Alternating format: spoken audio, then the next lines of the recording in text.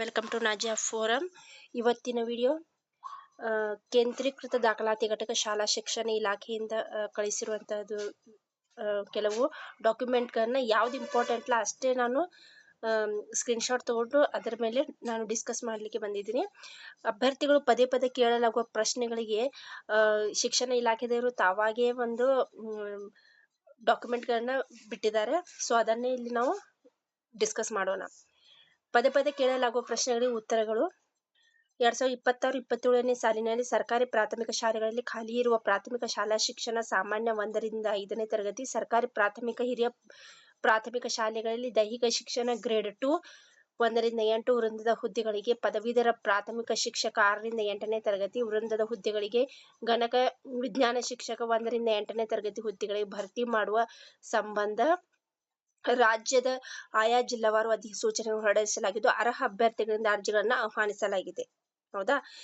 ಅದೇ ರೀತಿಯಲ್ಲಿ ಶಿಕ್ಷಣ ಇಲಾಖೆ ಆಯಾ ವಿಭಾಗೀಯ ವ್ಯಾಪ್ತಿಯ ಸರ್ಕಾರ ಮತ್ತು ಪ್ರೌಢಶಾಲೆಗಳಲ್ಲಿ ಖಾಲಿ ಇರುವ ಪ್ರೌಢಶಾಲಾ ಸಹಶಿಕ್ಷಕರು ಕನ್ನಡ ಭಾಷೆ, ಆಂಗ್ಲ ಭಾಷೆ, ಕಲಾ, ಕನ್ನಡ ಮತ್ತು ಇಂಗ್ಲಿಷ್, ಜೀವ ವಿಜ್ಞಾನ, ಕನ್ನಡ ಮತ್ತು ಇಂಗ್ಲಿಷ್, ದೈಹಿಕ ಶಿಕ್ಷಣ ಗ್ರೇಡ್ 1 ಹುದ್ದೆಗಳಿಗೆ ಅರ್ಹ ಅಭ್ಯರ್ಥಿಗಳನ್ನ ವಿಭಾಗ ಮಟ್ಟದ ಸ್ಪರ್ಧಾತ್ಮಕ ಪರೀಕ್ಷೆಗಳ ಮೂಲಕ ಹುದ್ದೆಗಳನ್ನು ಭರ್ತಿ ಮಾಡುವ ಸಂಬಂಧ ರಾಜ್ಯದ ಆಯಾ ವಿಭಾಗವಾರು ಅಧಿಸೂಚನೆಗಳನ್ನು ಹೊರಡಿಸಲಾಗಿದ್ದು ಅರ್ಹರಾಗಿರುವ ಅಭ್ಯರ್ಥಿಗಳಿಂದ ನಿಗದಿಪಡಿಸಿರುವ ಆನ್ಲೈನ್ ಮೂಲಕ ಅರ್ಜಿಗಳನ್ನ ಕರೆಯಲಾಗಿದೆ. 4 ವಿಭಾಗ ಮಟ್ಟದ್ದು ನಾನು ನನ್ನ ಹಿಂದಿನ ವಿಡಿಯೋದಲ್ಲಿ ನೀವು ನೋಡಬಹುದು. 4 ವಿಭಾಗಗಳಲ್ಲಿ ಖಾಲಿ ಇರುವಂತ ಎಷ್ಟು ಹುದ್ದೆಗಳು ಅನ್ನೋದನ್ನ ಅಲ್ಲಿ ನಾನು ವಿವರಣೆಯನ್ನ ನೀಡಿದ್ದೀನಿ. ನೇಮಕಾತಿ ಅಧಿಸೂಚನೆಯಲ್ಲಿ ಎಲ್ಲ ಮಾಹಿತಿಯನ್ನು ವಿವರವಾಗಿ ನೀಡಿದ್ದು ಅಧಿಸೂಚನೆಯಲ್ಲಿ ನೀಡುವ ಅಂಶಗಳಿಗೆ ಅಂತಿಮವಾಗಿದ್ದು ಅಭ್ಯರ್ಥಿಗಳ ಅಧಿಸೂಚನೆಯನ್ನು ಕೂಲಂಕುಷವಾಗಿ ಓದಿ ಅರ್ಥೈಸಿಕೊಳ್ಳುವುದು. ಅಧಿಸೂಚನೆ ಅಂಶಗಳನ್ನು ಸರಳೀಕರಣ ಮಾಡಿ ಅಭ್ಯರ್ಥಿಗೆ ಉದ್ಭವಿಸಿರುವ ಮತ್ತು ಪ್ರಶ್ನೆಗಳಿಗೆ ಉತ್ತರ ನೀಡುವ ಪ್ರಯತ್ನವಾಗಿ ಈ ವಿಡಿಯೋವನ್ನು ಇಲ್ಲಿ ಮಾಡಿದ್ದಾರೆ. ಜಾತಿ ಆದಾಯ ಪ್ರಮಾಣ ಪತ್ರಕ್ಕೆ ಸಂಬಂಧಿಸಿದ ಏನು ಪ್ರಶ್ನೆ ಇದ್ರೂ ಇಲ್ಲಿ ನೀವು ಆನ್ಸರ್ ಅನ್ನು ನೋಡ್ಕೋಬಹುದು. ನನ್ನ ಬಳಿ ಇರುವ ಜಾತಿ ಮತ್ತು ಆದಾಯ ಪ್ರಮಾಣ ಪತ್ರದಲ್ಲಿ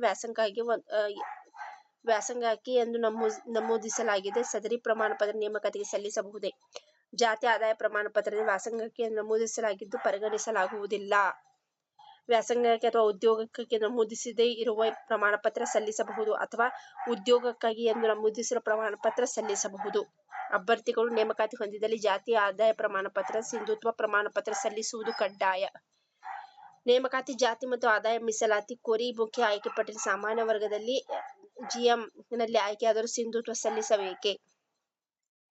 ನೇಮಕಾತಿ ಜಾತಿ ಮತ್ತು ಆದಾಯ ಮೀಸಲಾತಿ ಕೋರಿ ಮುಖ್ಯ ಆಯ್ಕೆ ಪಟ್ಟಿಯಲ್ಲಿ ಸಾಮಾನ್ಯ ವರ್ಗದಲ್ಲಿ ಜಿಎಂನಲ್ಲಿ ಆಯ್ಕೆಯಾದರೂ ಅಥವಾ ಪ್ರವರ್ಗ ಮೀಸಲಾತಿ ಅಡಿಯಲ್ಲಿ ಆಯ್ಕೆಯಾದರೂ ಸಿಂಧುತ್ವ ಪ್ರಮಾಣ ಪತ್ರ ಕಡ್ಡಾಯವಾಗಿ ಸಲ್ಲಿಸಬೇಕು. ಸಿಂಧುತ್ವ ಪ್ರಮಾಣ ಪತ್ರ ಕಡ್ಡಾಯವಾಗಿ ಬೇಕು. ಪ್ರವರ್ಗ ಎ, ಪ್ರವರ್ಗ ಬಿ, ಪ್ರವರ್ಗ ಸಿ ನಮೂದಿಸಿದ ಜಾತಿ ಪ್ರಮಾಣ ಪತ್ರವನ್ನು ಹೊಂದಿದ್ದು ಸದರಿ ಪ್ರಮಾಣ ಪತ್ರವನ್ನು ಸಲ್ಲಿಸಬಹುದೇ? ಪರಿಶಿಷ್ಟ ಜಾತಿ ಸೇರಿದ ಅಭ್ಯರ್ಥಿಗಳು ನಮೂನೆ ಡಿ ಯಲ್ಲಿ ಪ್ರವರ್ಗ ಎ, ಬಿ, ಸಿ ಎಂಬುದಾಗಿ ನಮೂದಿಸಿದ ಜಾತಿ ಪ್ರಮಾಣ ಪತ್ರ ಪಡೆದಿರುವುದು ಕಡ್ಡಾಯವಾಗಿರ್ತದ. ಹೌದಾ? ಆನ್ಲೈನ್ ಅರ್ಜಿಗೆ ಸಂಬಂಧಿಸಿದ್ದು ಇಲ್ಲಿ ನೋಡ್ರಿ. ಆನ್ಲೈನ್ ಅರ್ಜಿ ಪ್ರಾರಂಭ ದಿನಾಂಕ 18/8 ಆಲ್ರೆಡಿ ಸ್ಟಾರ್ಟ್ ಆಗಿದೆ. ಅದನ್ನು ಅರ್ಜಿ ಕೊನೆಯ ದಿನಾಂಕ 15/9 ಅದನ್ನು ನೀವು ನೋಡ್ಕೋಬಹುದು. 15/9 ಅದರೊಳಗಾಗಿ ನೀವು ಅರ್ಜಿಯನ್ನ ಸಲ್ಲಿಸಬೇಕು. ಹೌದಾ?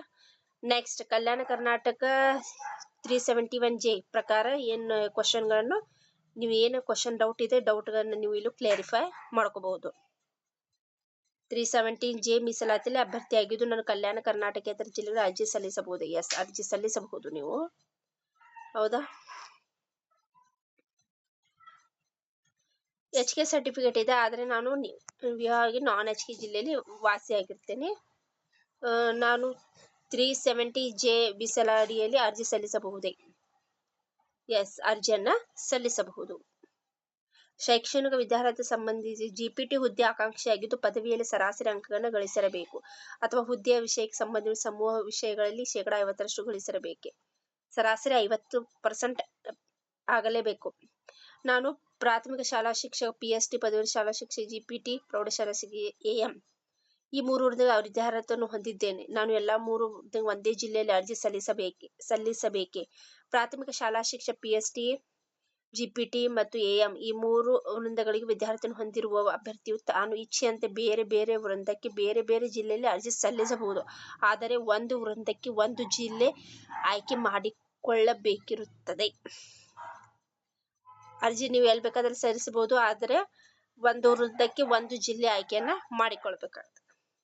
ಜಿಪಿಟಿ ಕನ್ನಡ ವಿಷಯ ಹುದ್ದೆಗೆ ಪದವಿಯಲ್ಲಿ ಕನ್ನಡ ಭಾಷೆಯನ್ನು ಐಚ್ಛಿಕ 3 ವರ್ಷಗಳ ಅಧ್ಯಯನ ಮಾಡಿರಬೇಕು. ಜಿಪಿಟಿ ಕನ್ನಡ ಭಾಷಾ ಹುದ್ದೆಗೆ ಅರ್ಜಿ ಸಲ್ಲಿಸುವ ಬಯಸುವ ಅಭ್ಯರ್ಥಿಯು ಪದವಿಯನ್ನು ಕನ್ನಡ ಭಾಷೆಯನ್ನು ಐಚ್ಛಿಕವಾಗಿ 3 ವರ್ಷಗಳ ಕಾಲ ಅಧ್ಯಯನ ಮಾಡುವುದು ಕಡ್ಡಾಯ. ಇಲ್ಲಿ ನೋಡಬಹುದು ನೀವು.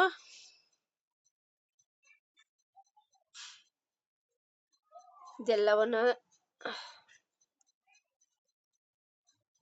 ಸೇವಾ ನಿರತರಿಗೆ ಈ ಕ್ವಶನ್ಸ್ ಗಳನ್ನ ಇಲ್ಲಿ ಕೊಟ್ಟಿದ್ದಾರೆ. ಹೌದಾ?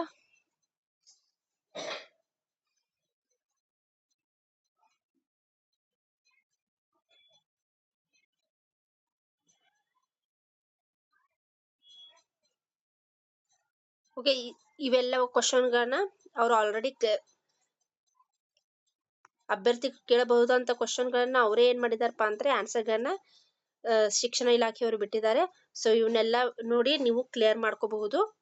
ಓಕೆ, ವಿಡಿಯೋ ಇನ್ಫಾರ್ಮೇಟಿವ್ ಆಗಿದ್ರೆ ದಯವಿಟ್ಟು ಲೈಕ್ ಮಾಡಿ, ಶೇರ್ ಮಾಡಿ, ಸಬ್ಸ್ಕ್ರೈಬ್ ಮಾಡಿ. ಯಾರು ಅರ್ಜಿಯನ್ನ ಹಾಕಿಲ್ಲ ದಯಮಾಡಿ ಅರ್ಜಿಯನ್ನ ಹಾಕಿ. This is golden chance for you. Okay, ಇದನ್ನ ಬಿಡ್ಲಿಕ್ಕೆ ಹೋಗಬೇಡಿ.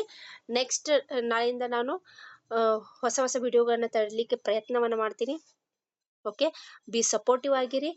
ನನ್ನ ವಿಡಿಯೋ ಇಷ್ಟವಾದರೆ ದಯಮಾಡಿ ಲೈಕ್ ಮಾಡಿ, ಶೇರ್ ಮಾಡಿ, ಸಬ್ಸ್ಕ್ರೈಬ್ ಮಾಡಿ ಮತ್ತು ಸಬ್ಸ್ಕ್ರೈಬ್ ಮಾಡೋದನ್ನು ದಯಮಾಡಿ ಮರಿಬೇಡಿ ಅಂತ ಹೇಳ್ತಾ ಇಲ್ಲಿಗೆ ವಿಡಿಯೋವನ್ನು ಎಂಡ್ ಮಾಡ್ತಾ ಇದ್ದೀನಿ. ಧನ್ಯವಾದ.